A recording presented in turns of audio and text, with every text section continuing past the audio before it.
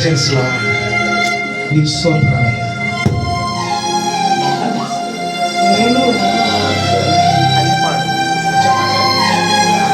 Thank you Jesus.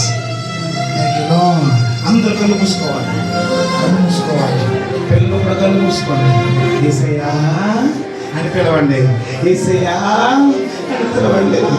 యేసయ్యా, నాకు చెప్పుకోవడానికి నాన్న కూడా లేదయ్యా, అమ్మ కూడా లేదయ్యా, ఎవరు లేని స్థితిలో ఉన్నానయ్యా, నిద్ర లేని రాత్రులు గడుపుతున్నానయ్యా.